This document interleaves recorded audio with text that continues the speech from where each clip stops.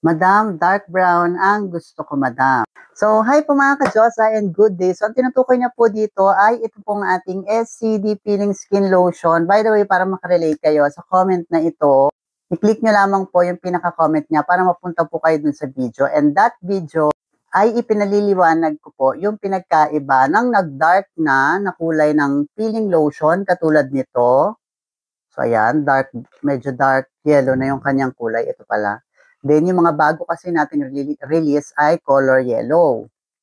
Well, alam mo, to be honest, yung paghahanap ng ganitong medyo dark yellow na yung kulay or yung nag-oxidize na SCD Peeling Skin Lotion is very rare case na po yan nowadays. Dahil as you can see, itong ating new bottle na meron na pong si Miss Labi po is in-improve na po siya na UV protected na po kasi itong ating mga new bottle ni SCD Peeling Skin Lotion kaya hindi na po siya mabilis na mag-darken.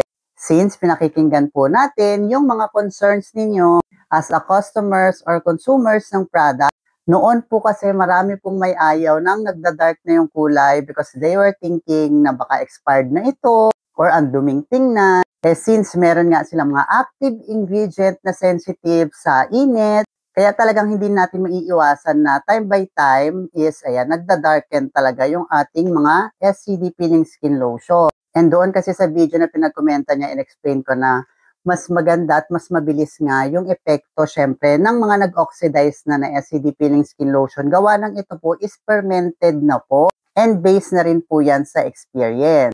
At dahil sa UV protected na nga itong ating mga new bottle, ayan, hindi na po kasi ito mabilis na mag-darken or mangitim. But, since naging seller din ako ni SCD, ayan, meron ako ditong sample na natitira pa na SCD Peeling Skin Lotion, 30 grams. So, ang tawag nila dito is starter pack. So, ito kasi yung pinaka-stock ko. Ilang beses ko na itong nasubukan. Ito, since hindi naman siya katulad nitong bottle na UV protected, ito po, ayan, bagong bukas po yan ha. Ayan, sealed pa siya. So, ayan. Tingnan nyo yung kulay ng laman nito compared doon sa mga nakabattle. So, ayan. Ito medyo pa dark brown na siya. Katulad nitong gamit ko.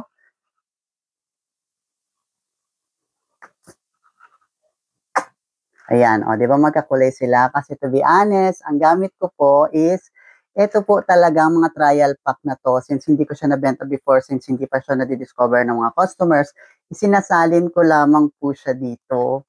And yes, sa mga bagong makakanood po ng video na ito, ayan, pwede nyo panoorin yung video na to and explain ko na po kung bakit siya nagda-darken sa video na pinagkomentan niya.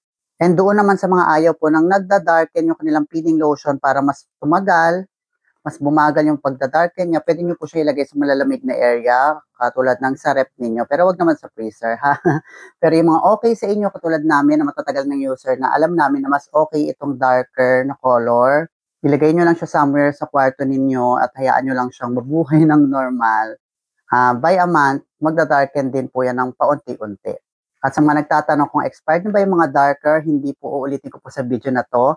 Mas darker siya, mas fermented yung product, mas luto po siya, mas tumataas po yung acid content niya. And, ayan, as you can see, mas tumatapang siya, mas bumibilis yung epekto niya than doon sa mga bagong gawa pa lang na light. So, yun yung kaya naghahanap si Madam ng darker color. So, kung may advice ko sa inyo kung paano kayo makakahanap ng darker na peeling lotion katulad nitong gamit ko, lalagyan ko to ng yellow basket na ganito po yung pinaka-pouch niya at hindi naman po yung ganitong version. Alright?